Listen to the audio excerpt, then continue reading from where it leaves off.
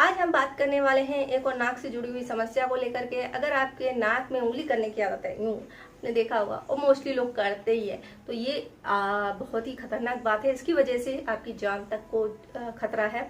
तो आज हम इसी पे बात करने वाले हैं कि अगर आपको नाक में उंगली करने की आदत है तो इससे आपको क्या क्या नुकसान होने वाले हैं, ये किस तरीके से आपकी जो नाक है उसमें कीड़े पैदा कर सकती है, साथ ही साथ ये जो कीड़े हैं आपके दिमाग में पहुंच जाते हैं और आपकी डेथ हो सकती है।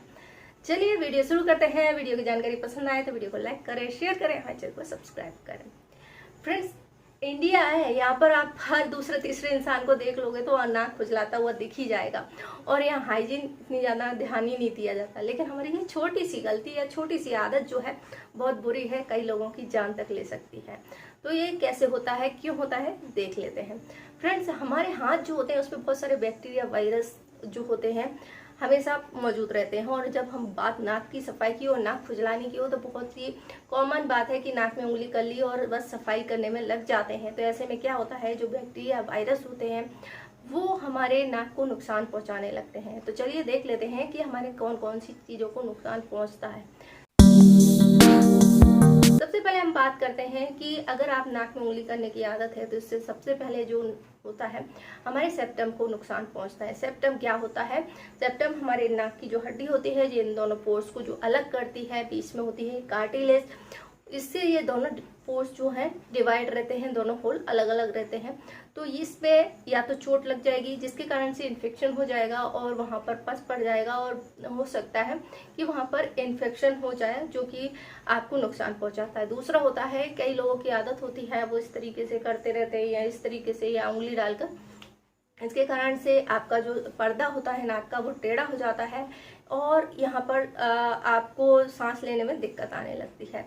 तीसरा इन्फेक्शन होता है जो होता है साइनस। साइनस पे मैंने प्रीवियस में बहुत सारी वीडियो बनाई है।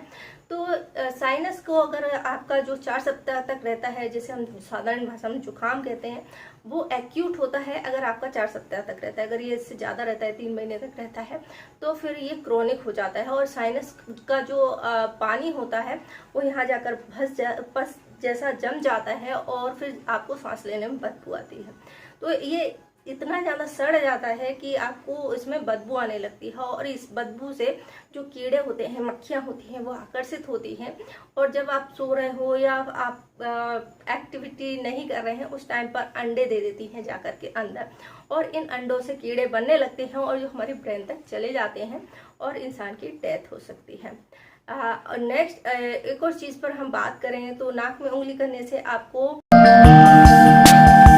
चोट लगने की खतरा रहता है और इसके कारण से आपको ब्लीडिंग हो सकती है। अगर आपको कोई ऐसी बीमारी है जिसके कारण से आपका ब्लड नहीं जम रहा है, डायबिटीज है या फिर हीमोफीलिया है, तो ये खतरनाक हो सकता है। अब हम बात करते हैं नाक के बालों के बारे में। तो हमारे नाक के अंदर बाल पाए जाते हैं जो कि कभी कभी बाहर दिखाई देते हैं और आपको यह अच्छे नहीं लगते, आपको ये शर्मिंदगी महसूस होती है और आप लेते हैं एक सीजर और इसको काटने लगते हैं। तो ये भी आपको नहीं करना है क्योंकि इससे भी आपको इन्फेक्शन हो जाता है, क्योंकि बाल जो होते हैं बाहर से आने वाले पॉल्यूशन के और बैक्टीरिया वायरस जो होते हैं उनको बचाने का काम करते हैं। लेकिन जब आप इनको काट लेते हैं तो इससे बहुत ज़्यादा चांसेस हो जाते हैं साइनस की प्रॉब्लम बढ़ने के। तो अगर आप रेगुलर तौर पर ऐसा करते हैं तो बहुत चांस रहते हैं कि आपको साइनस की प्रॉब्लम शुरू हो जाए। इसके बाद नेक्स्ट, नाक की हड्डी बढ़ जाना। जब आप रेगुलर तौर पर ऐसा करते हैं और आपको हमेशा जुकाम बना रहता है तो इसकी वजह से आपकी नाक की जो हड्डी है वो बढ़ जाती है और सांस लेने में तकलीफ होती है। फिर इसके लिए आपको सर्जरी करानी पड़ती है। अगर हम बात करें कि अगर आपको डॉक्टर से दिखाते हैं और डॉक्टर आपको कोई नेजल स्प्रे देता है तो उसका यूज़ कब करना है और कितनी देर तक करना है। फ्रेंड्स, आपको ये नाक में किसी भी तरह की प्रॉब्लम है और डॉक्टर ने आपको इनहेलर दिया है तो फिर इसको अगर इन्फेक्शन के लिए दिया है तो इसको दोबारा यूज़ नहीं करना है, क्योंकि आप जब इसको यूज़ कर लेते हैं तो इस पर बैक्टीरिया वायरस जो होते हैं या वो उसमें लग जाते हैं और जब आप दोबारा से इसको यूज़ करते हैं तो फिर ये वापस से इन्फेक्शन फैला सकते हैं। इसलिए हमेशा इसको ध्यान रखें, हमेशा साफ करके यूज़ करें। अगर डॉक्टर ने एक ही बार यूज़ के लिए दिया है तो उसे केवल एक बार यूज़ करें। नेक्स्ट चीज़ जो आपको